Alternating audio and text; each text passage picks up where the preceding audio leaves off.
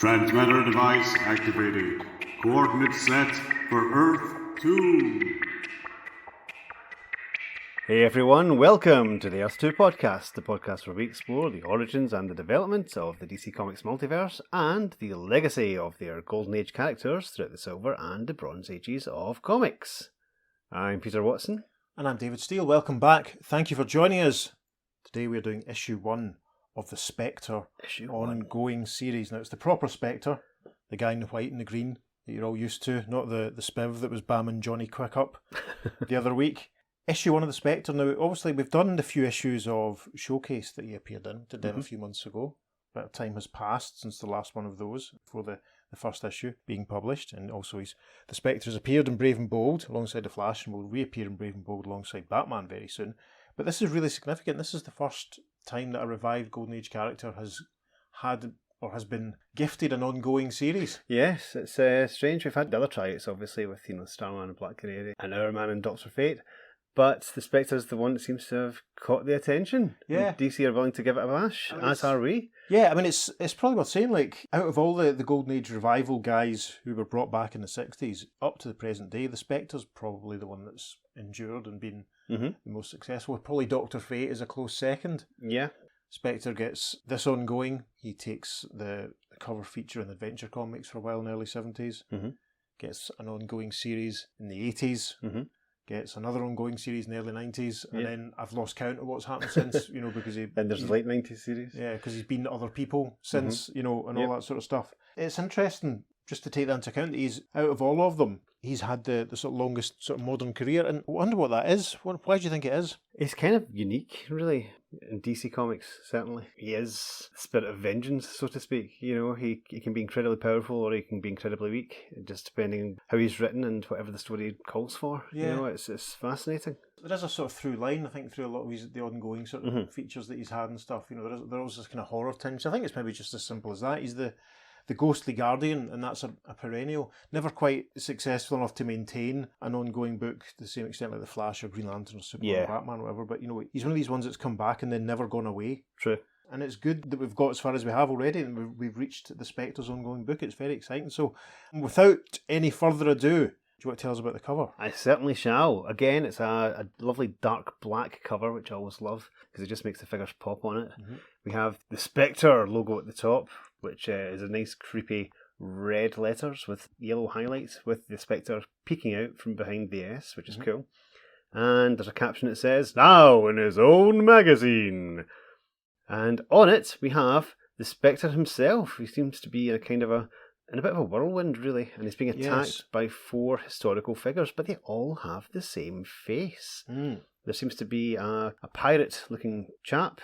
There's a knight who's holding a mace. There's a kind of Roman centurion-looking guy with a spear, and there's another guy in kind of leather armour who's wearing gloves that's got the spikes on it. He's punching at him. Very violent-looking accessorising going on there. Yeah, they all have the same face. There's a really thick moustache. Yes. And a furrowed, concentrated expression. This series was trailed enormously, obviously. It's an awful lot of full-page house adverts for it. For issue 1. There's another comic that we'll be doing for the podcast that was published the same day as this issue of the Spectre, which has a full-page advert. So they really did hype it at the time. The response to the Showcase issues must have been strong enough, and there must have been enough of a buzz. They thought, right, now we're going to go for it. There's still a bit more cover detail that I interrupted you and stopped you telling us about. Yes, at the bottom, just kind of like in between the Spectre's foot and one of the guys attacking him, there's the title of the story, which says, "The Sinister Lives of Captain Skull." Yeah. Sinister and Skull, written in a slightly different typeface to the rest of it, to give them emphasis. So yes, issue 1 of the Spectre, published on the 21st of September 1967, cover dated December 1967. Here we go. So, opening splash panel then, with a little tiny caption scroll, tells us the story's by Gardner Fox and the art is by Murphy Anderson, so that's the same crew that were doing the Showcase stories.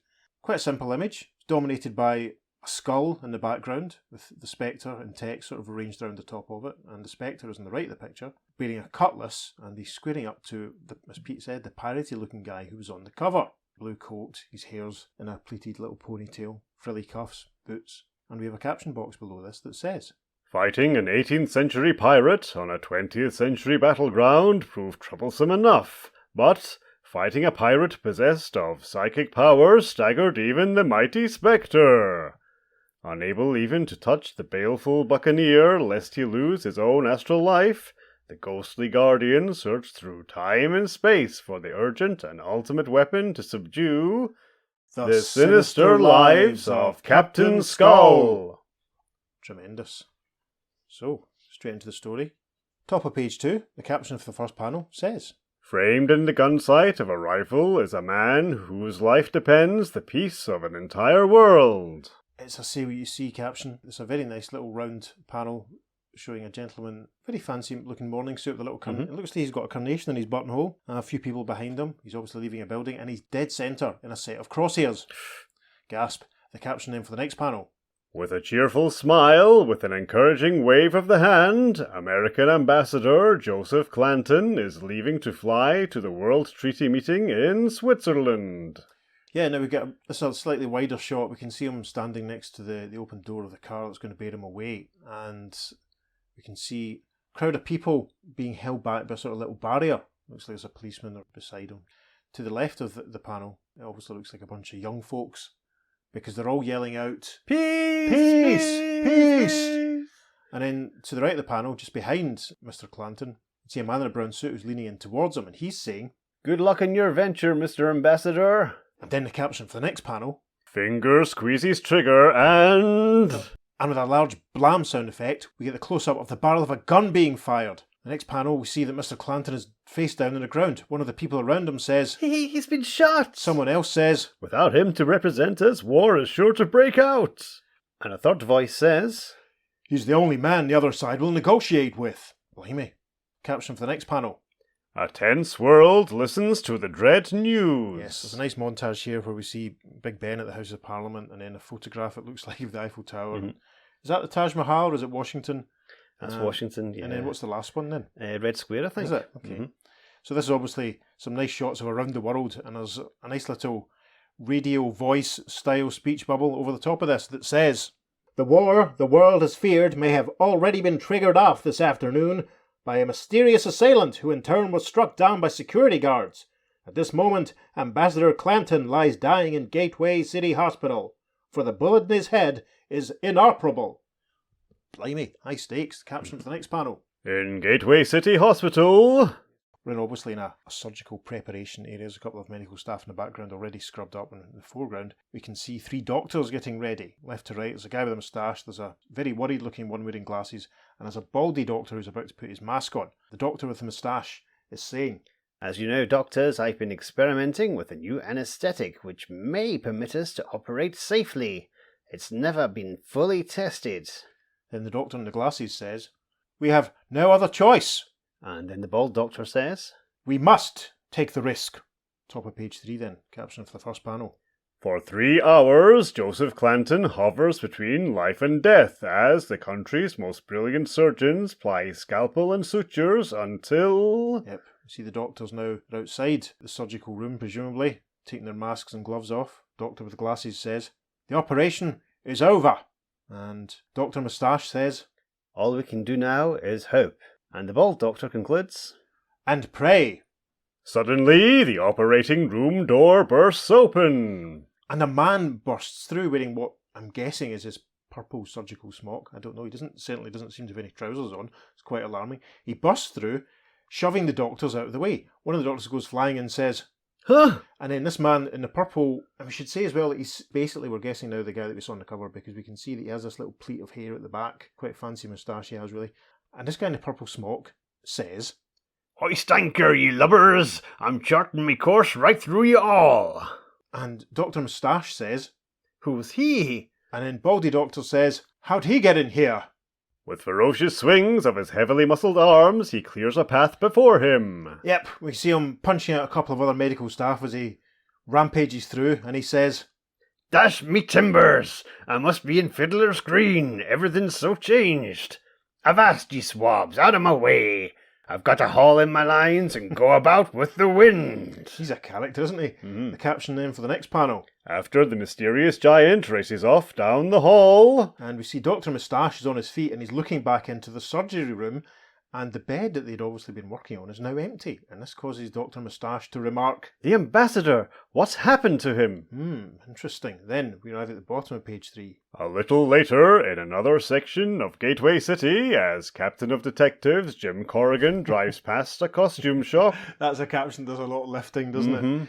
Yes, we see that the gentleman who we saw leaving the hospital is now wearing the blue coat and the frilly shirt and the pirate-style hat and the big voluminous purple trousers and the boots, and carrying a cutlass that we saw in his splash page and cover appearance. He's heading it away from a storefront that has the legend costumes written on it, and the man from the shop is yelling, "Stop! Thief! He robbed my store of those pirate clothes!" To the right of the panel, you can see the registration plate of this car is ADM 429, and that's our Jim Corrigan, as the caption has told us.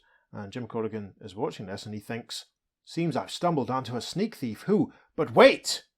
Over the page then, quickly to top of page 4, close-up of Jim in the car, and he thinks, he fits the APP bulletin of the mysterious character who rushed out of the operating room where Ambassador Clanton was operated on. Jim essentially narrates the next 2 panels, thinks what we see. Now he's stolen a pirate costume and is getting away in that car. And sure enough, between panels 2 and 3, we see the man in the pirate costume jumping into a nice fancy orange motor and with a scree, zooming off. Jim gives chase in his police department vehicle. With siren screaming, Detective Corrigan pursues the careening getaway car. Tremendous. Yeah, we can see the red light flashing on top of Jim's car. Jim's leaning out the window, beating his gun, and he shouts, "Halt! Or I'll fire!" And then the guy in the other car who's chasing, the man in the pirate costume, says, "There's a land crab after me stern. Bah! I'll drop him by freshening the way." A little asterisk there, which gives us another little footnote box that says, nautical term for increasing speed. Wow. The next panel is very action-packed. You can see that Jim's car is roaring along behind the pirate man, and Jim is firing with a BAM and shoots out one of the tyres, and he thinks, "Got his tyre. That'll bring him to a stop." Caption name for the next panel. But to the pop-eyed amazement of the police captain... And Jim thinks, very helpfully, the tyre reinflated itself, as if by magic. Yeah, because the car keeps going. Bottom page 4, and it looks as though now that the guy in the pirate suit has turned off into a big long driveway. You can see a statue on top of a hill. Jim's car is still following behind, and Jim is thinking, "I have a hunch that this case is going to prove too big for any ordinary human being to handle. The Spectre sure picked a fine time to be off on a mission to one of those mystic realms of his." And that's quite interesting, actually. We've talked about this before. We're so used to them being a real defined joint entity almost. Yes, this is the Spectre's basically Jim's lodger in a way, you know, taking right space, and that's interesting. So this final panel is rounded out with a tiny caption box saying "continued on 3rd page following." So we pass the letters page for the issue, which I think we read previously when we did one of the showcase issues. That's right, yeah. And we arrive then at the top of page 5, and we have a very helpful caption box, topped and tailed by a close-up of Jim Corrigan and the head and face of the Spectre. And the caption box says, "Meet Jim Corrigan, who died long ago, yet whose earthbound spirit, the Spectre, still roams the world, seeking out and eliminating evil in the name of good. Restored to life by the awesome powers granted the Spectre, Jim Corrigan carries on as a two-fisted fighting detective, aided upon occasion by his astral alter ego." Tremendous. That's a good, helpful caption, because I suppose it's possible that this could be the first time someone has read the Spectre. I mean, it is a number 1. It's good to establish it, yeah. Setting it all up, they might not have read the showcases, they might not be aware of the Golden Age history. Yes, and it's a neat little summation of what's going on. So, panel 2, we can see that the man in the pirate outfit has stopped his car and he's getting out. Jim, the red light still flashing in his police car, is drawing up behind him, and Jim is thinking, he's stopping at that statue of Gateway City's Spanish-American war hero, Rough Rider Bucko Benjamin. Maybe I can still handle this on my own, but the way that tyre inflated by itself convinces me I'm dealing with mystical forces here. The next panel, panel 3, page 5, we can see that the man in the pirate outfit, who I will be able to name shortly, is pulling at the fencing surrounding the statue of Bucko Benjamin. Jim Corrigan is rushing towards him, thinking, "Gasp! What incredible strength! He's ripping those iron railings loose as if they were paper! But I've captured strong-armed guys before, with a Zoc." In panel 4, Jim arrives behind the man in the pirate costume, punches him in the back of the head. The man in the pirate costume turns around with a zwap, strikes Jim in the face, and says, "Why, ye unmannerly swab, race fist the captain's skull, will ye? You're jarring my compass, so rigging your booms and be off with you. So yes, this is Captain Skull, and that's what we'll call him for the duration. Did anyone else get the impression that Peter is enjoying playing Captain Skull? It's not for me to say. So the final panel of this page has a caption that says, Even as he drops backward, the detective captain grips a brawny arm and... Yep, see Jim has pulled Captain Skull down on top of him, keeping a hold, and Jim is saying, "You sound like somebody out of the past. So maybe you don't dig judo holds, like this stomach throw, for instance." And we see that Jim is bringing his foot up into Captain Skull's stomach as he rolls backwards. Top of page 6, and he flips the captain over his head. It's very familiar. This feels very much like one of Black Canary's Brave and the Bold fight scenes. As Captain Skull goes flying, he says, "Swallow anchor, you sea swabber. You've fallen foul of me now." "You talk like a fugitive from a pirate movie, but I'll put a stop to your gab." Captain Skull lands in the next panel with a whump. Jim thinks, that's knocked the wind out of her. Now to clamp on the cuffs. In the next panel, well, some see what you see dialogue from Jim, as with a whoosh, Captain Skull leaps up into the air. Jim says, "This is going too far." He's levitating straight up into the air. Like we just said, in the next panel, Captain Skull starts flying down towards Jim, who's making a run for it, and Captain Skull says, "I've got the range, ye landsman. Now I'm coming aboard. If I'd a deck under me boots, I'd keel haul ye, hang ye from the highest yardarm. Instead, I'll square yards with ye a different way." Yep, flies down, and with a zunk, Captain Skull collides both fists into the back of Jim's head. As we reach top of page 7, we can see that Jim is out for the count with little stars spinning around his head. Caption for the first panel of page 7 says, "With every muscle quivering, the pirate rips the statue of the Rough Rider from its base." Yep, see what you see? Captain Skull is torn through the fence. He's standing on top of the base of the statue, standing on the plinth, and he's underneath the statue, starting to lift it. And as he does this, he's saying, "I'll crush ye just like I would a mosquito off the Hispaniola shore." In the next panel, he's lifting the statue above. We can see Jim down on the ground. Captain Skull lifting the massive statue of Buckle Benjamin on his horse. And the captain says, "Farewell, ye lubber." Then the caption for the next panel, Suddenly, from out of the ground, alongside the fallen detective... Yeah, this is great. Literally coming right up out of the ground. It's what's obviously the hand of the Spectre. Gasp. Big long white arm and a big green gloved hand. And then Captain Skull says, "What's this? A ghostly hand catching the statue as I flung it." yeah, because the Spectre has caught the statue and bears it to the ground. Caption for the next panel. Next moment... And we see the Spectre now fully formed, emerging from the ground in front of the captain. We can see Jim unconscious on the ground. Captain Skull, in close-up profile, says, "Belay, Tom Pepper himself couldn't have thought of something like this." A little footnote here which tells us that Tom Pepper was a legendary sailor, a teller of tall tales. Interesting. And the Spectre says, "Who are you? What are you doing here in Gateway Park? Why did you attack Jim Corrigan?" Top of page 8 now, and the Spectre is now fully formed, standing with his hands on his hips, as Captain Skull jumps down. And the Spectre says, "Answer me!" "Captain Skull will answer ye, ye shore loafer, with his boots." Caption for the next panel. The Astral Avenger quivers, enlarges his body to tenuous form. The Spectre starts to grow. Captain Skull jumps towards him, saying, "Here's where I cut off your jib and hello." And with a whoosh, we see that because the Spectre's gone intangible, Captain Skull has basically just gone right through the Spectre's cape. Captain Skull continues, "What are you, a dredgy? The ghost of a drowned sailor?" "I am your nemesis, whoever you are." Caption for the next panel. To the utter stupefaction of the ghostly guardian, even as the pirate hurtles through him... Yes, we see Captain Skull now emerging from behind the Spectre. He's gone right through him, obviously, as the caption has said.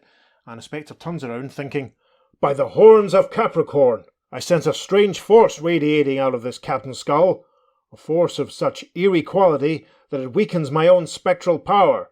Sure enough, as Captain Skull emerges from behind the Spectre, there's a bit of a golden glow around him. There's a bit of a golden glow to the whole proceedings. The Spectre then gets a close-up in the next panel, and it's that wonderful conceit when we see the skulls in his eyes instead of pupils. It's really quite creepy.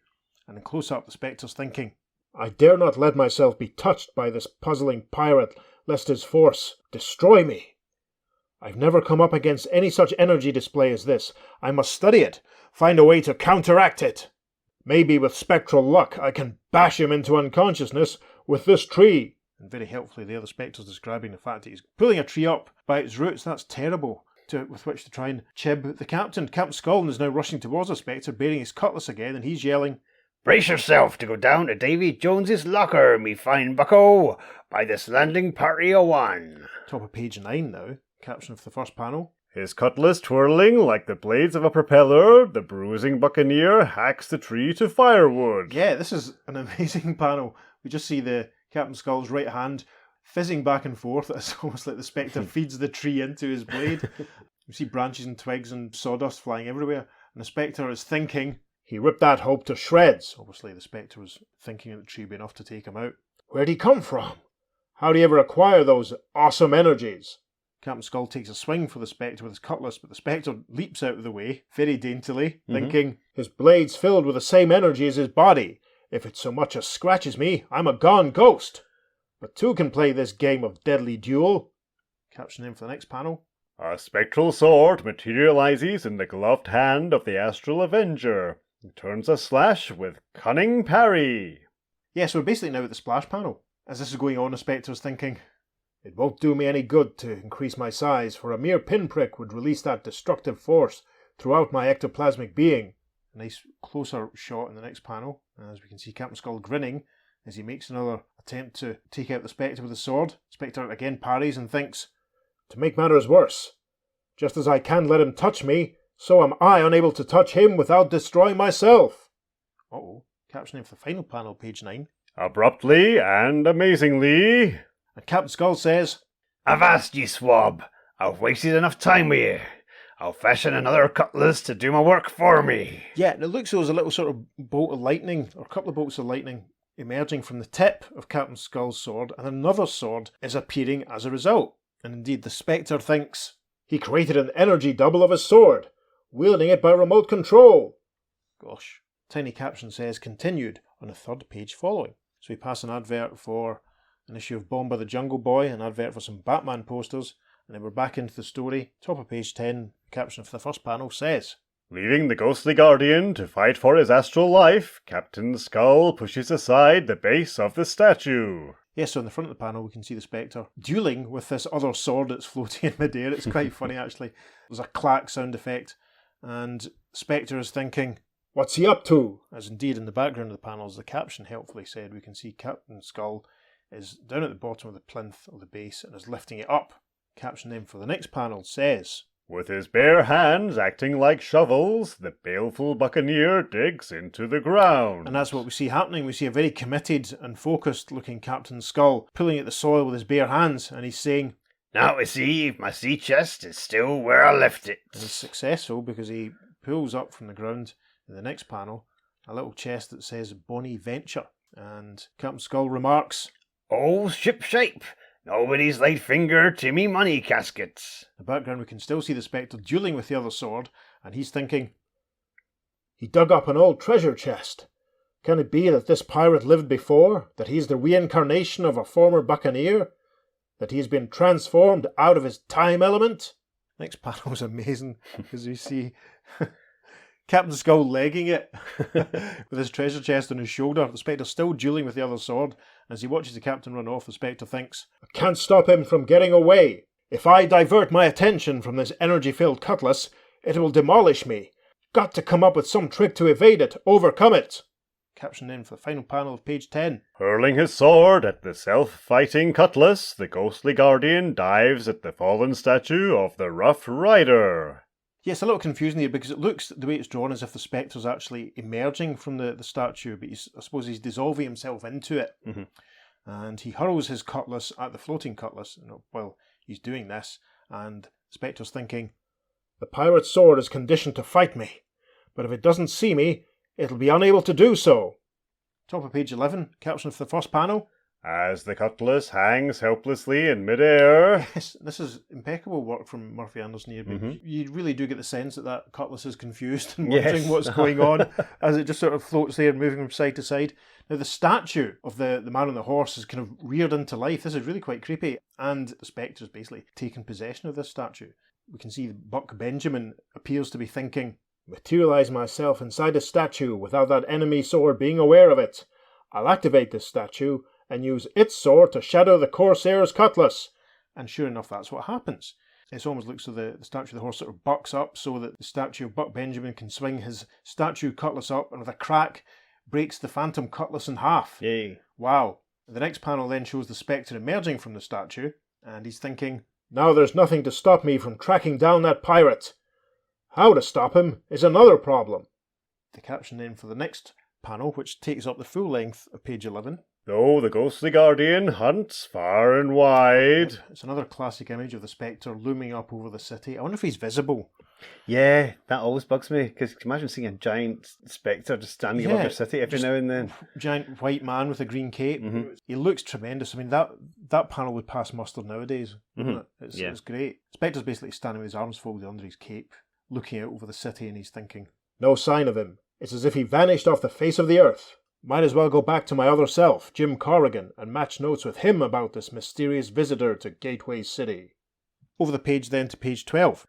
Moments afterward, when Jim Corrigan and the Wonder Wraith have exchanged stories. I'm going to call him the Wonder Wraith from now on. Of course. Legacy. Spectre the Wonder Wraith. Team up with Wonder Woman, Wonder Girl, Wonder Man. Tot. Yep. All that. Right, so this panel shows the Spectre and Jim in conversation. Spectre in profile, Jim rubbing his chin. So the Spectre is saying, Ambassador Clanton, an untested anesthetic? The sudden appearance of the pirate in the hospital. Odd. But I have the feeling that this puzzling pirate may well be the ambassador himself. And Jim Corrigan responds by saying, I'm ready to believe anything, but how can you make sure? By visiting the astral dimensions, where are to be found the answers to many perplexing problems. So the caption then for the next panel says, And so, in that mystic realm to which he alone can travel. Yeah, and this basically shows us the Spectre standing on a little rock, surrounded by waves of orange and yellow energy with little blue bursts of energy all around him. They're almost like energy octopuses, almost, if you want to try and imagine.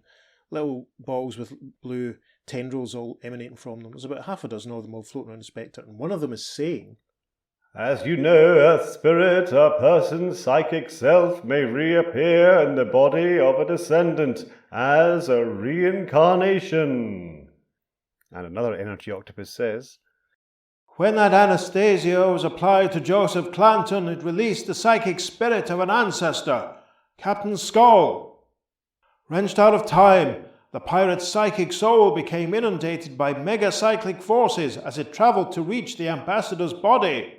Displaced in time, roused to life where he lay latent within Joseph Clanton, the reincarnated spirit of Captain Skull had become so powerful it was able to transform the ambassador's features to that of Captain Skull's. It's worth pointing out that the little blue bursts of energy are using the Cap and Skull abbreviation. It's interesting that they're not so formal with how they speak. A nice shot of the Spectre looking moody as he listens to them.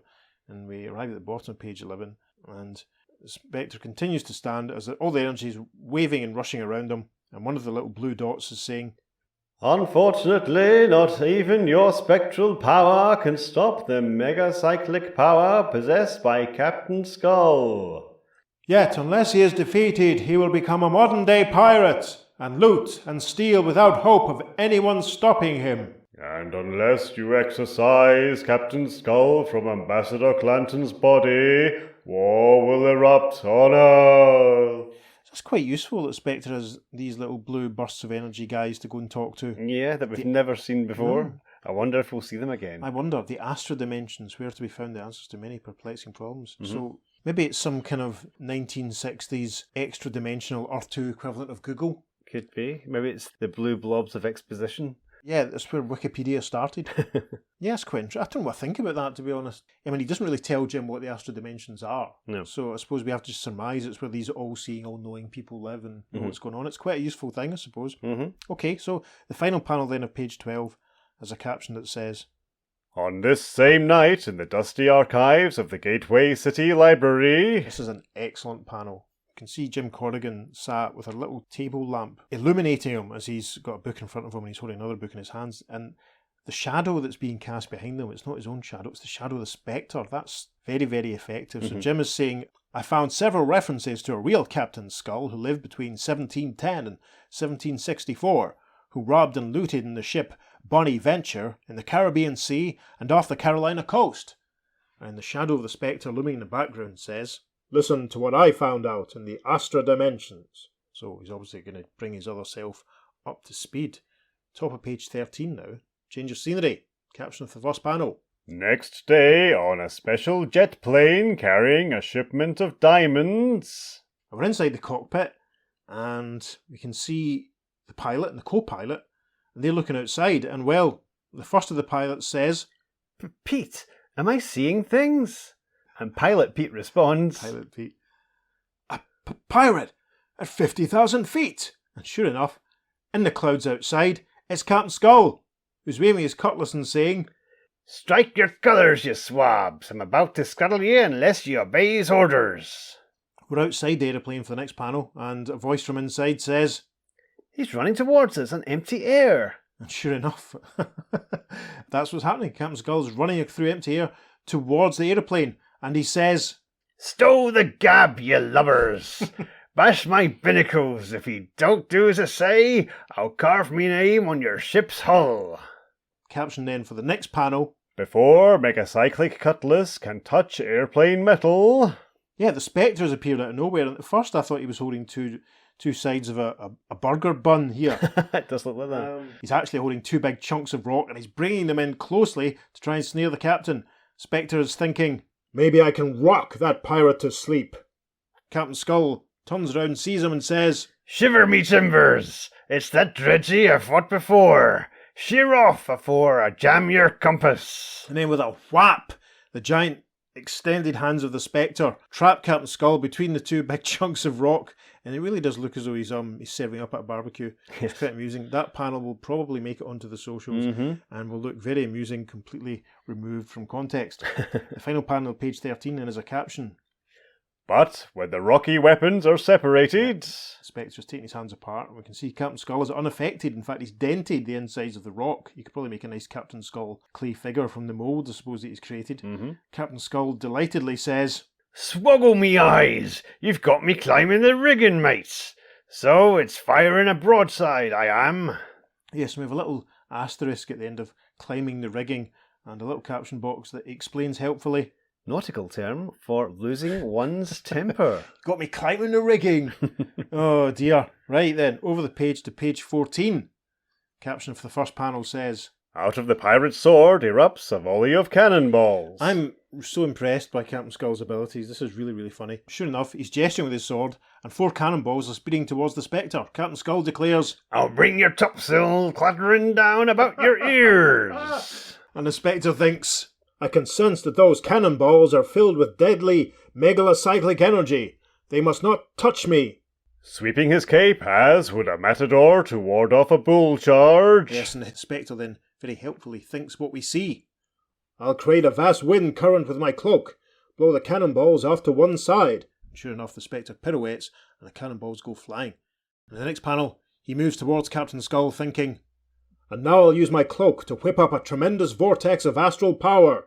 And as a sort of effect of a sort of rush of wind, the Spectre moves towards the captain. The captain cries, Belay there! What sinister trick do you have in mind now, you swab? So this chapter of the story then winds up with a tiny caption box that says, Aye, what strange plan does the ghostly guardian have hidden up his spectral sleeve?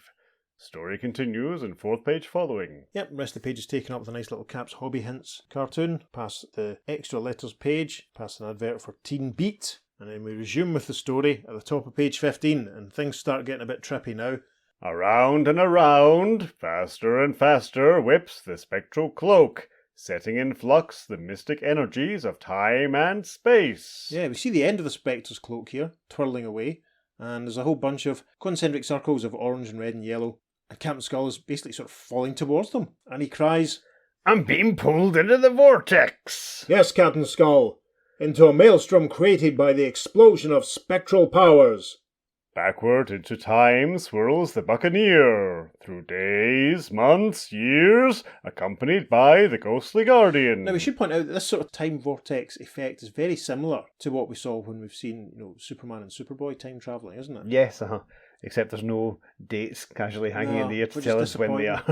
Yeah, we're on a different Earth, obviously, but it's nice to see a little bit of consistency. So this second panel of page 15 just shows the circles zooming out from each other. It looks as though Captain Skull is falling down towards the centre. The Spectre is following him. Captain Skull cries, "I cannot escape this time tornado. It holds and grips me like a magnet." Yes, Captain Skull is now a Cornish farmer. The Spectre replies, I need not touch you to force you back into your own era, Captain Skull. So the caption for panel 3 then says, "Until the flow of time snaps to a halt." yeah, this is a nice panel. It's sort of, we're on an idyllic beach, golden sand and trees and big blue sky, a few clouds, deep blue sea. And we can see a big fancy old school galleon sailing ship moored in the water. There's also a little red and yellow, pink, orange vortex at the top of the panel, which shows Captain Skull and the Spectre emerging into this part of time. And the Spectre is saying, We're in the year 1751, the very moment in time and space that you buried the treasure of your bonny venture in the sands of what is destined to be Gateway City. There's a bit of see what you see from the Spectre on the final panel of page 15 as he gestures towards Captain Skull.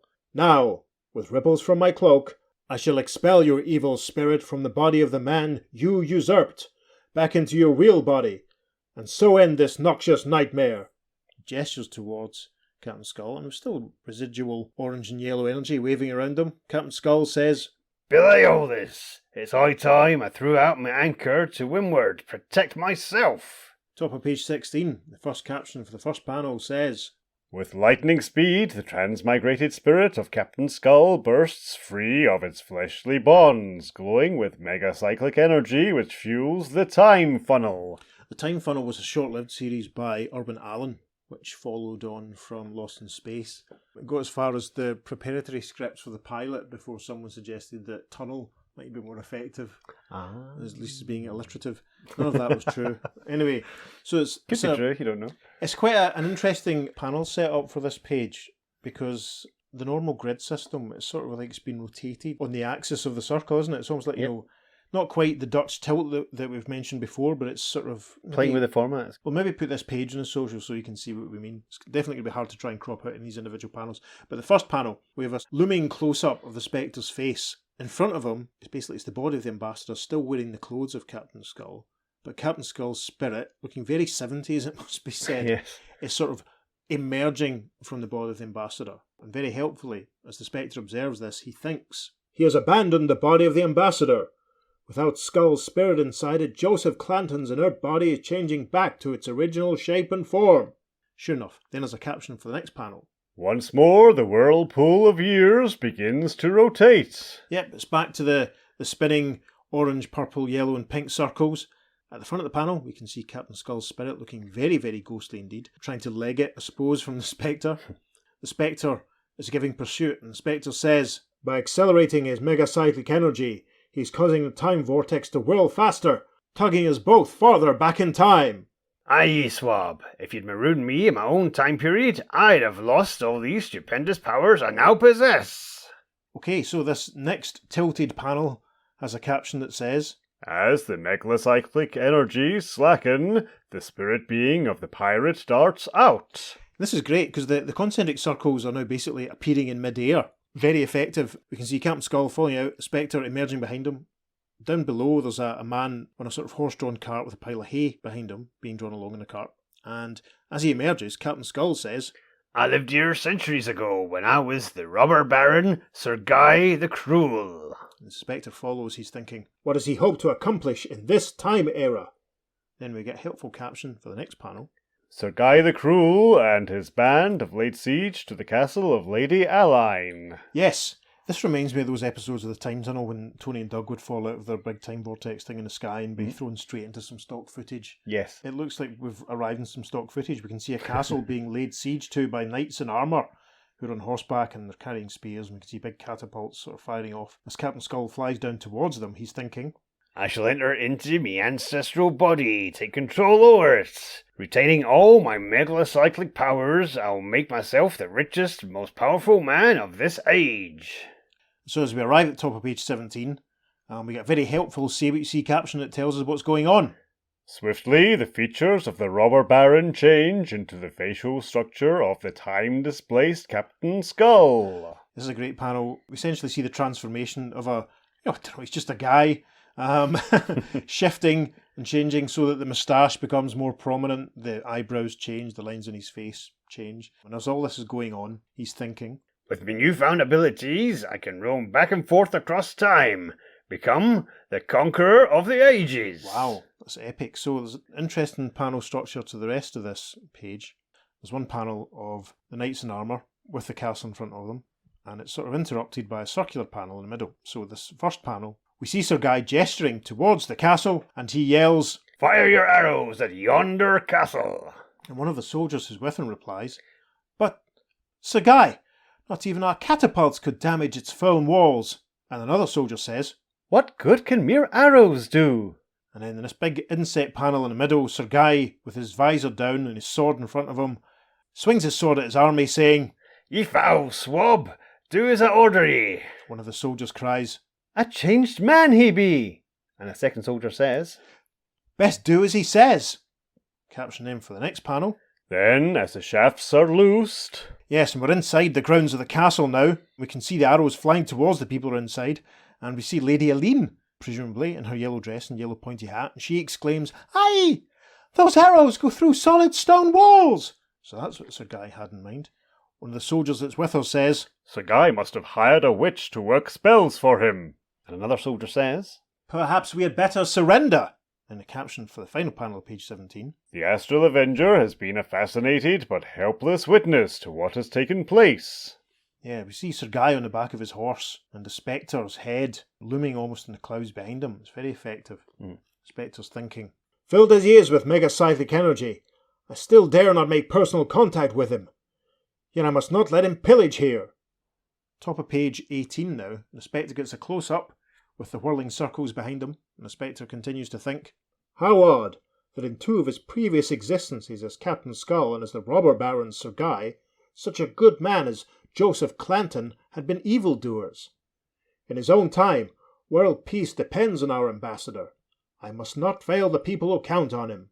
Below him, the war sword of Sir Guy lifts to denote the charge. Yep, sure enough, Sir Guy raises his sword into the air and cries, "Forward!" Spectre hovers above behind, thinking, "This may be the only chance I'll get to surprise him. So..." Then the caption for the next panel. A ray of brilliant sunlight is reflected off the surface of the metallic blade. Yep, and as Sir Guy yells, "Charge!" we see the face of the Spectre appearing in this ray of sunlight. The caption for the next panel says, Next instant, that sunbeam strikes downward, momentarily blinding the armed mercenary behind Sir Guy. Yeah, sure enough, because there's another guy in armour behind Sir Guy, and we see the Spectre riding this little deflected sunbeam that's deflected off Sir Guy's sword, and the Spectre's riding this sunbeam into basically the slit in the helmet that this other soldier is wearing. As he rides this little beam of sunlight, the Spectre's thinking, "Concealed in this sunbeam as I am, not even Captain Skull can suspect my presence." Caption name for the final panel of page 18 says, Thus, as the mailed and armoured might of the robber baron thunders behind him in the charge, one of his warriors is the Spectre. Yeah, you can see the soldier that's riding along behind Sir Guy at the front with his sword and his shield, the soldier behind us twirling his mace and thinking, "At the right moment I must strike, and strike hard. I'll get one opportunity and no more." We arrive at the top of page 19. Even as Sir Guy senses victory, the disguised Spectre lifts his war mace and... Yeah, with a whack, he brings it down the back of Sir Guy, and as does this, the soldier possessed with the Spectre's thinking, "Since Sir Guy infused the weapons of his followers with megacyclic energy, as witness what those arrows did, this enchanted battle mace should stun him into helplessness. Fortunately, he made the weapons safe for his followers to handle." The next panel shows the spectral form of the Spectre emerging from the soldier, and he's drawing the spectral force of Captain Skull out of Sir Guy. It's obviously a kind of bit of simultaneous action with the first panel because the mace is still in full swing. As the Spectre hovers above, he's thinking, "Having touched that megacyclic energy in its weakened state, I can now grasp the energy spirit of Captain Skull without harm, yank it out of Sir Guy's body." Sure enough, that's what we've just seen. Gripping the spirit of Captain Skull, the Spectre darts into the vortex, which is flattened into the shape of a massive wheel. Yep, you see the spinning orange and yellow circles. Spectre's leading the spirit of Captain Skull towards it. Spectre's thinking, Though I'm able to touch him in his weakened state, the megacyclic energy in him will soon increase again, become too strong for me to cope with. So I must quickly thrust him into his own time period. Even as the Astral Avenger and his quarry are caught up in the exorable bands of time... Captain Skull pulls away from the Spectre. The Spectre says, He's already recovering, glowing with power. Captain Skull replies, Aye, ye swab, and now escape ye forever by going back even further into the past. Gee whiz. Okay, so the caption for the final panel of page 19 now says, Through the temporal corridor flashes the psyche of Captain Skull until... Yep. And we see now that the Spectre and Captain Skull are emerging again from the vortex, which is above, essentially a Roman gladiatorial Colosseum. You can see one gladiator whirling a net with a big helmet and a mask and a trident. There's another one with a shield and a sword. As Captain Skull emerges, he's thinking, The wicked Emperor Commodus, who fought as a gladiator in the Colosseum of Rome, also was my ancestor. I shall enter his body. And the Spectre follows him, thinking, Once again, I must find a way to drive him out of an ancestral tyrant. Top of page 20 now. As Commodus stabs forward with a deadly thrust, and the Rotarius hurls his net. There's a footnote there at the word Rotarius. A gladiator who fought with net and trident. Okay, so Commodus is the guy with the shield and the sword. And we can see, obviously, that's who Captain Skull has taken possession of because he's suddenly developed a big moustache. So he's swinging his sword towards the Rotarius, and as he does this, he says, As Emperor, I control the lives and deaths of all my people. Die, greatest of all net and trident warriors. The Spectre is stretching out his right arm, which has grown to massive size, and it's grabbing the net being thrown by the Rotarius, drops it over Captain Skull. And as he does this, the Spectre thinks, I need not touch Commodus to do what must be done. Then the caption for the next panel says, From the sky above the city of Rome, the discarnate detective pulls down a lightning bolt. Yeah, see what you see. Spectre brings down a lightning bolt, which is charging the net that's containing Commodus stroke Captain Skull, and as he's doing this, the Spectre is thinking, The electricity will shock Commodus, force out the spirit of Captain Skull, made weak enough for me to hold on to it. We see the Spectre grabbing Captain Skull by the scruff of the robe that he's wearing. I love that he's still got a little bow in his pleated pigtail. He looks furious here. Yeah. It must be said. The spinning circles of the time vortex have appeared behind him. The Spectre starts pulling the captain in, the Spectre saying, Here we go again, Captain Skull. Back to your own time and age. Never! I'll flee into one body and then another until I have conquered. So, we arrive at the final panel of page 20, and it is a caption that says, Instantly, for time is of no duration within the wheel of time, the spirit of the evil pirate takes refuge in the body of Paris, Prince of Troy, as he is abducting Helen. Wow! He got about a bit, didn't he? Mm-hmm. Blimey, Captain Skull. So yeah, we see we're at another beach. It's a very beautiful, moody sunset sky, clouds billowing around. We can see the old-style Greek ship in the water. Paris has Helen over his shoulder, and he's legging it, presumably towards the boat. And as he does this, he's saying, You shall not beat me now, Spectre. Again, we see the Spectre's face looming through the clouds, and he's thinking, No, not yet. I must bide my time until... And we have a tiny caption that says, continued in second page following.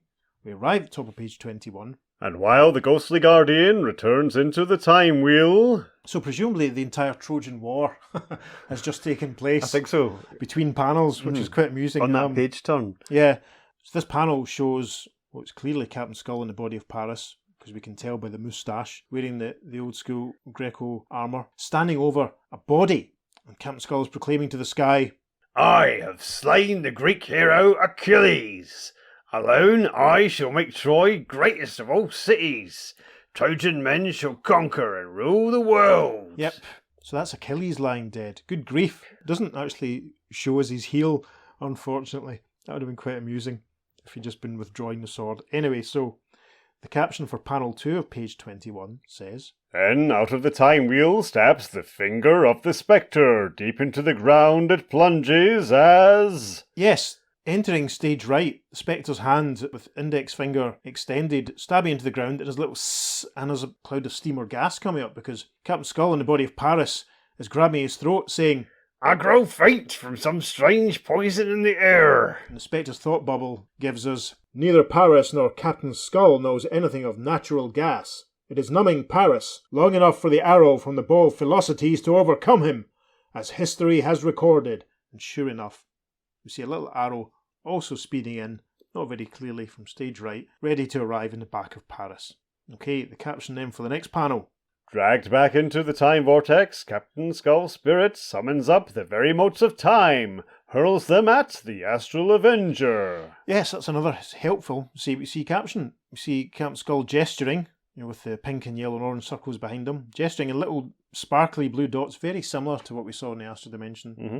He's hurling them at the Spectre, and as he does this, he says, "For me to exist, I must end your existence, Spectre." the Spectre recoils, thinking, Those motes, filled with power beyond all imagining, could rend and rip my spectral being into nothingness.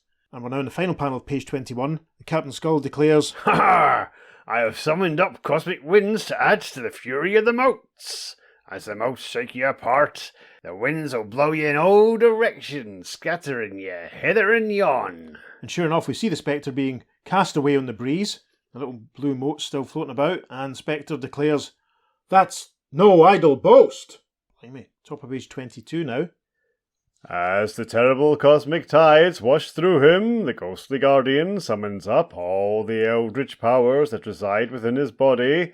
Upward he stretches until the solar system is but a speck below him. Yes, another panel that takes the full length of the page as the Spectre stretches up. He's thinking, To save myself, I must fight fire with fire. Millions, billions of light years into space reaches the Astral Avenger until he touches the heart of a quasar.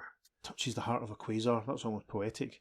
Yep, see the Spectre looking slightly loose and formed, and his right hand is stretching up towards a big glowing ball of energy, which must be the quasar. And the Spectre is thinking, Here, between the galaxies, lie the quasars, source of radio wave energy, megacyclic power. I shall bathe in that power, which, if not directed by a malignant mind, cannot harm me. Caption for the next panel. In the wink of an eyelid, the colossal form of the discarnate detective retracts, returns to normal, and... Yep, see the Spectre reforming, and he's appearing before Captain Skull, and it looks like they're surrounded by swirling stuff, which they always seem to be surrounded by when they're not in the time vortex. Spectre's rubbing his hands together gleefully, almost, and saying, Now that I'm filled with megacyclic energy, I can touch you. And will I ever touch you, Captain Skull? And in the final panel of page 22, with a zock, the Spectre punches Captain Skull, sending him flying back into the time vortex. As he does this, Spectre thinks, Hit him with the precise punch power to send him into his original body. And so we arrive at the top of page 23. Next instant... So we can see the galleon or the big boat moored out in the water. We can see a couple of sailors lowering the treasure chest into a hole. We can see a spade dug into the sand because they've obviously just dug the hole. We can see Captain Skull in his full pirate regalia standing watching them, and the spirit of Captain Skull is hurling towards him. The Spectre observes this, thinking, At last! He's trapped in his own body, deprived of his megacyclic powers, where he'll live out his destined lifespan as a pirate. Then, for the final time, the ghostly guardian plunges into the time vortex. Yep. See the Spectre in the time vortex, and he's thinking what we're seeing. When the spirit of Captain Skull abandoned Joseph Clanton, the ambassador's body returned to its own form, and because of that energy spirit within him, his body was healed of its wound. And we see the Spectre bearing the body of Ambassador Clanton through the vortex. So, come to the final panel of the story, and the concluding caption says, Some days later, in Jim Corrigan's apartment in Gateway City... Yeah, Jim's relaxing, cup of coffee in his hand, got the television in front of him. We can see what looks like Ambassador Clanton on a little balcony, waving a piece of paper.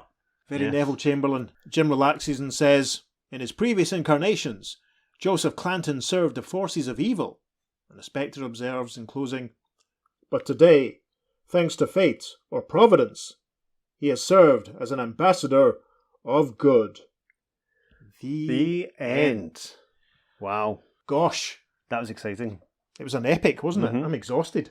As you said during it, it is very time tunnely. It's also quite early Doctor Who-ish in the way that, it was conceived as a partial educational program. History lesson. Yeah. Yeah. I mean, it was, and also I suppose it was quite Doctor Who in that, and quite like one episode of the Time Tunnel that we had this sort of chase through time, jumping about from location to location. Yep. Yeah, a bit of a whirlwind. Whew. Gee whiz. That'd be exciting, that'd be. It was certainly, I think, a little bit more coherent than a couple of the showcase issues. Yeah. From what I remember of them now. It's a while since we did them.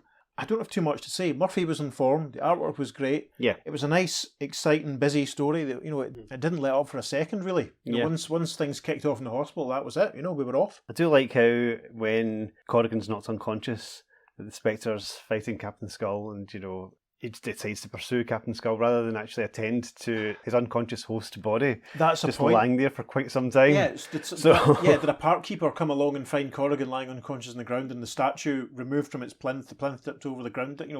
What are you up to? What's going on here then? Is that what happened? I think when Corrigan wakes up, he's going to find his wallet and keys are missing and his car's gone. He's not wearing his trousers. He doesn't have his gun anymore. He's going to have many reports to fill in there. Yeah. So yeah. That was quite casual the way that was sort of overlooked. Yeah. Almost. Yeah. As you said, the artwork is incredible. Murphy Anderson is just firing all cylinders here. No full moons, though. I was a bit disappointed. Well, that we I didn't have suppose a Murphy full moon. he was getting to draw all the circles for the True, time vortex, true. wasn't he? So maybe that was scratching that particular itch. The time vortex as well kind of reminded me a bit of a 60s psychedelic version of the portals and the Time Bandits. The way they've just kind of open, boom, Sure. and you come straight through. Yeah. And it kind of reminded me of that, which is, again, a lot of fun. I'm really impressed with the Spectre's just casual ability just to be able to, travel in time and... Of course, and he's a all that. Spectre. And of course, because he can do anything. He does anything the story dictates he has to do. It was so rapid fire, wasn't it? Once it got going, that third act, we're at the plains of Troy. Yeah. We're at, obviously, England, the Middle Ages or whatever. We're back in ancient Rome and the Colosseum and stuff. It kind of made full use of the concept. I mean, I kind of always expected from the cover of this story that shows the different sort of incarnations. We can see now that I haven't read the story, that's Sir Guy on the cover and that's Paris and that's the Emperor. Yeah. I kind of always thinking on the cover that, do they all team up? Yeah. No, it's the sinister lives of Captain Skull, so it's a journey through all the different incarnations that this recurring sort of dreadful person has had before he re-emerges as the ambassador who's going to save the world. Yeah. Yeah, I would have quite liked it if there had been a sequence of them all ganging up on the Spectre like we saw on the cover, but I suppose it just means the cover's a bit more symbolic than usual. Yeah. There's a bit kind of a zen sort of feeling of balance to the fact that he has been evil in the past, but now he's the guy that literally saves the world from the brink of war. Yeah, I think very much pretty so. cool. Yeah, Yeah. agreed. I like that too. I really don't have too much to add to this one. It was great fun. It rocketed along, more consistent and more coherent than some of the other ones. The fact that it's drawn and written by the same people that did the showcase issues, I mean, did they do this one at the same time? Did it sit on the shelf for a long time? Is it perhaps a fourth showcase issue that they were planning on doing? Or... And then they thought, no, we'll give him his own book. Let's keep this on the shelf until we've got the rest of the issues drawn and ready. It could have been. But let's face it, right, so the Spectre now has his own book. Yes. And it runs for a wee while. It doesn't run forever. It's a fairly short run, but as far as the 60s go, it's pretty good. Aye, yeah. But the problem with the Spectre is he is so powerful. You have to find a way in every single story to weaken him. Yes. And that is kind of a bit of an annoying trope that it kind of falls into. We had it with the energies, and he couldn't touch Captain Skull at all.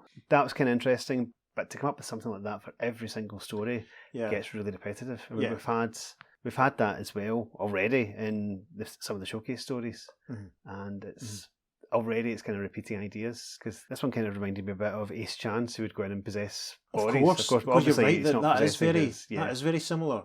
It's not quite as bad as the others, but it finishes with the Spectre going cosmic and almost flinging planets around again, which we've already kind of seen. It's, I mean, we should say at this point, we're entering a bit of a fallow patch as far as representation for the Justice Society. The Spectre kind of carries the can for the next little while. We don't see Jay Garrick and the Flash for a while. Yeah.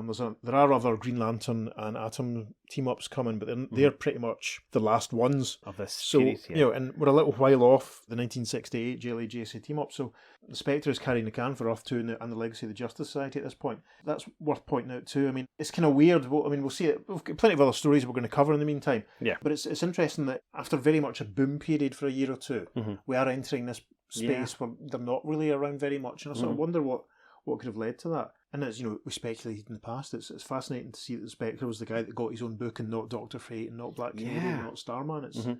It's interesting. Yeah, you do make a really good point there about the limits to the type of story they can tell, and obviously the comic evolves, and we'll cover that as we go along. You know, Yeah. they do try and mix it up slightly as they get much further in. I'm a big fan of the Doug Munch Spectre series from the late 80s, and in that it literally kicks off with him being really depowered, and his powers are pretty much defined straight away, but it's a lot less than what he can normally do. And he's weakened by the fact that he's separated from Corrigan. He has to bond with Corrigan to kind of recharge. Yes, it's a really good series, but I think it's mostly overshadowed and forgotten about because of the John Ostrander, Tom Mandrake series. Yeah, I mean, I've got a full run of the Munch set. I collected them up over the last year or two. I had a few of them, but plugged the last remaining gaps. Yeah. But I read the Ostrander series, and that's the one that that's my touchstone, that's my reference point for him.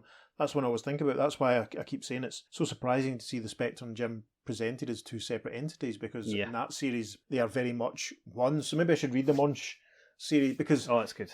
The Ostrander series doesn't completely disregard the Munch series. It started a year or two after the Munch one had finished, but basically kind of picks up where it left off, but makes it very much its own.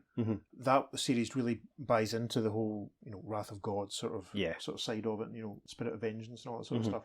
And of course, the Spirit of Vengeance is quite a big part of the Adventure Comics run that we'll get to before too long. Yeah, I do like the Spectre, I have to say. I do like him when he turns up, and I'm pleased that he got his own book. If he hadn't had his own book, we'd have a lot less to talk about for the next few months. There wouldn't even be that little bit of Golden Age OG representation. Yep. Right, we'll skip now to the contemporary reader reaction. So reading the letters pages from issue 3 of the Spectre, which we'll get to in due course. Looking forward to doing that one. So Reader's Rendezvous is the very exciting Spectre-specific letters page. So the first letter is from John Long in El Segundo, California, and he basically just talks about how exciting it is that there's a new Spectre series coming, which is good. Yes, but doesn't really refer particularly to the story. It gets a lot of alliteration in, which is a lot of fun if you like that sort of thing. So the second letter says, Dear Editor, what an event, the Spectre in his own mag. What a cover! What kind of a story was that? Forgive me for blowing hot and cold, but something was missing from the first edition of the Phantom Fighter's very own mag. I can't put my finger on the specific gripe I have with the issue, but I think I was disappointed with the characterization. The Spectre's thoughts and dialogue weren't those of the 1940 Wraith. He wasn't trying to instill fear in the evil captain. The sky wasn't stormy and turbulent when the supernatural foes clashed. The Spec didn't roar with fury when the Spirit of Skull continually frustrated his attempts to capture him. If you want to ensure a solid hit, spark up the Spectre! At this point, I'd like to take a paragraph breather from my criticism for an unrelated remark. May I suggest a new title for the letter call, something like Spectral or Spectre Speculations? One last sound off, no matter how many requests you receive to do so, do not give a clear definition of the Spectre's powers. Just let him stay the way he is, with the mysterious ability to kill bad guys with a potent gaze, flood a desert with the wave of his cape, and, with a flick of his hand, make fan letters stop short. And that's from Lauren Lieberthal from New York, New York. The editorial response is basically just a list of other suggestions they've had for the name of the letter column, including the Spectre's Haunt, the Mystic Realm, Spectre Graphs, etc. Spectrum of comments I quite like. So the next letter then says, Dear Editor, the Spectre is in his own magazine, and they said it couldn't be done. You know who they are, those famous DC critics at large. How well their words resounded in my memory. You can't come up with a spectacular every issue, or how long do you think you can keep it up? No one, it seemed, judging from your letters pages, wanted any part of the Spectre for one of history's most ridiculous reasons. He is too good to be published. One would imagine that your first issue will surprise, maybe even embarrass them. The Spectre in his own magazine. Remember the scribbling throughout your comics in 65? The Spectre is coming? I well recall my casual comment on the subject. What the heck is a Spectre anyway? But does DC give us an answer? Nope. They just keep on telling us for months and months and months that the Spectre is coming. Then they answered, and what an answer it was. A 24-page knockout, the war that shook the universe. That in turn was followed by two other winners, Beyond the Sinister Barrier and The Ghost of Ace Chance. DC had done it again, and now the Spectre is in his own magazine. That bit's in capitals for emphasis in case you hadn't gathered. Nice little recap of the showcase story titles for us there, very handy. The time for reminiscing is over, but my comments on the first issue are as follows. Murphy Anderson was great, he always has been, and probably always will be. His time and space sequences leave one desiring for more. Only his covers surpass them. In regard to Gardner Fox, his fantasy background makes him the perfect, in fact the only man to write the Spectre. Basically, The sinister lies of Captain Skull was a good illustration of the first sentence of the paragraph. What particularly impressed me was Skull's colourful language. It showed a tremendous amount of work on the part of the author, and it gave Peter lots to say. Aye. Hard, lad. There is just one very urgent note that I feel should be brought to Mr. Fox's attention immediately. The Spectre's dialogue. It's one thing when the Justice Leaguers make puns, but when the Spectre starts saying things like, "If it so much as scratches me, I'm a gone ghost," you're going a little too far. I think that the Spectre should talk somewhat more like what you'd expect from a spook. And that's from Peter Mancuso, Plainview, New York. And the editorial response is... So, how does a spook speak specifically? Awesome. That's an interesting point. I kind of tripped over doing that line, "I'm a gone ghost," when we're doing it. It's a fair assessment that he doesn't really come across as too hip dialogue-y out there, of, you know. Yeah. I'm still not as bad as Hal Jordan's proclamation a few weeks ago of being turned into a camp-style Green Lantern, which still keeps me awake at night. But anyway, so the next letter. Dear Editor, the Spectre now has his own mag. What will this mean in the future? Only time will tell. Personally, I hope we can look forward to more thrillers like The Sinister Lives of Captain Skull and The Ghost of Ace Chance. These stories took us into a mystical realm almost beyond human ken. The world of the Spectre extends to the ends of the universe, from the beginning to the end of time. Wherever the forces of good clash with those of evil, that is the world of the Spectre. Where there is death or life, there too is the Spectre. The Spectre is omnipotent, ubiquitous. He is all the good in the universe incarnate.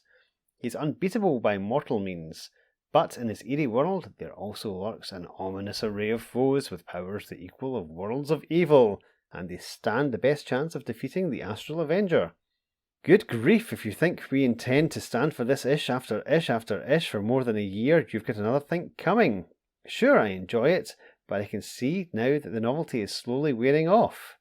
Don't name the Spectre's weakness, just create powers that surpass his. So far, he hasn't really had to strain himself, yet he has come out triumphant every time.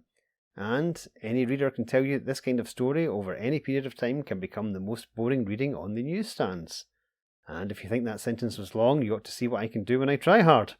What does the realm of the Spectre hold for the future? What will menace the ghostly guardian in the future? Hang on, baby, the best is yet to come. And that's from Billy Neville, Raleigh, North Carolina. Very positive. No editorial response to that one. But No. Billy's obviously on board. But he does bring up the points we were talking about there, is how to sustain interest in the stories. I mean, even the last one, the letter before that, sort of said the same, that people kind of commenting that they wouldn't be able to keep it up and what they're going to be able to do. Yeah. Especially at this sort of time, because we've already talked about the Ostrander and the Monk series. They were a bit more involved, a bit more literate, a bit more mature in the sort of, at this point, I suppose, when the stories are still fairly simplistic, it must be very hard to stop them being repetitive, I suppose. I mean, the thing is, this is under the comics code, and you've got this character who literally is a dead person. Yes.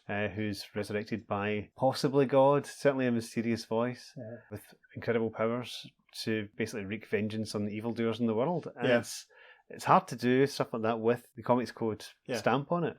And tell stories to their fullest. Which is why probably we've had him reaching out and being cosmic and just punching people around planets in the last couple of stories that we've had him, rather than some of the more horrific stuff that that we'll see in the 70s once the code has been relaxed. That's a really good point. I mean, the type of stories that by definition they should be doing with this character, they can't really at this point. So, the next letters page then, because there's two in this one, Reader's Rendezvous Extra. The next letter goes like this. Dear Editor, statement. The Spectre is absolutely the best superhero I've run across in any comic magazine, for two reasons. One, the Spectre's world is different from any other heroes, what with astral dimensions and transmigration and all. Two, in every issue, Spectre exhibits new powers, whereas you always know what all the powers of the other superheroes are. I once thought that too many evil spirits would be a bad thing for Spectre, but I've changed my mind. Asmodeus, Shathan, Ace Chance and Skull have all been evil spirits, but we're all different. Yeah, but they were all evil spirits. And, Shathan did a bit of possession as well, did he not? Whether Spectre should have recurring foes is hard to say. The stories involve a great deal of symbolism, and they might be better if Spectre's foes remained eternally beaten as a result.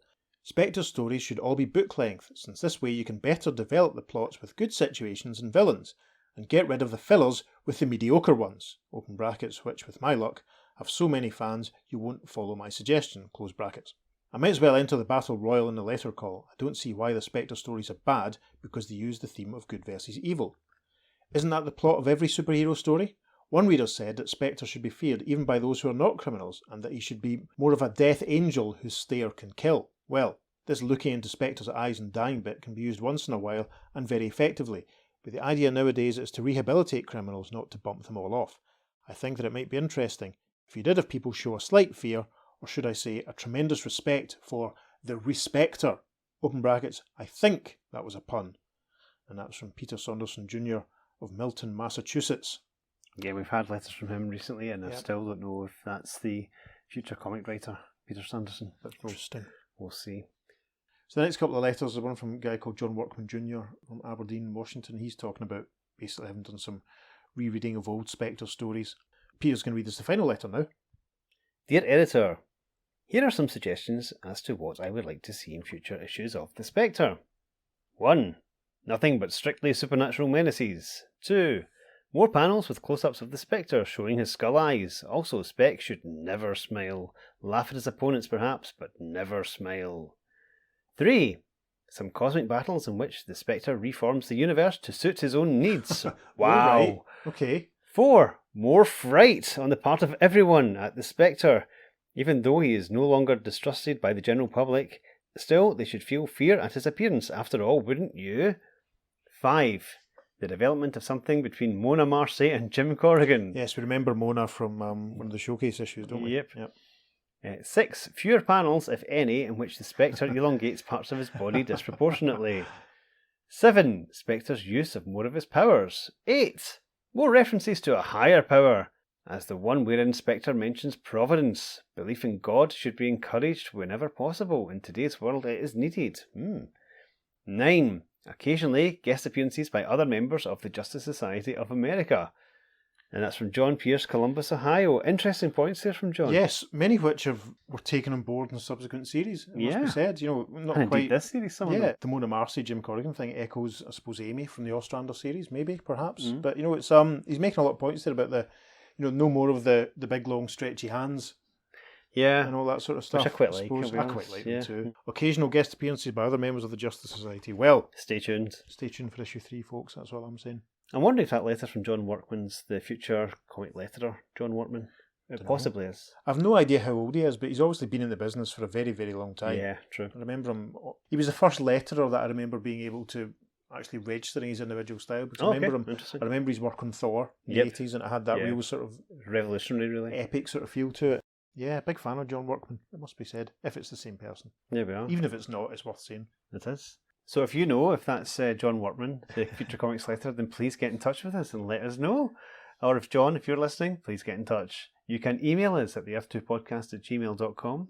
Make sure you follow us on social media because there'll be lots of bonus material going up on Twitter, Instagram and Facebook for this very episode. On Facebook and Instagram, we're at the Earth2 Podcast, and on Twitter, we're at podcast_Earth2. And also, you can find this and all of our other episodes on our website, and that's theearth2podcast.com. And of course, as ever, it's the number 2 for all of our social media and website. Absolutely.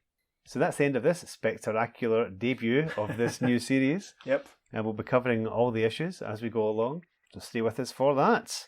But on that note, I've been Peter. And I've been David. Thank you for joining us. We'll see you next time on The Earth2 Podcast.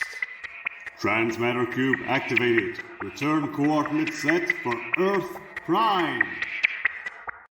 I have slain the Greek hero Achilles. Alone I shall make Troy greatest of all cities. Trojan men shall conquer and rule the world. I wonder if that needs to be a bit more serious and a bit more Shakespearean, because it's quite a proclamation. Okay, I'll try again. Everyone who lived and fought around the Trojan War spoke like a member of the Wurzels. I am a cider drinker.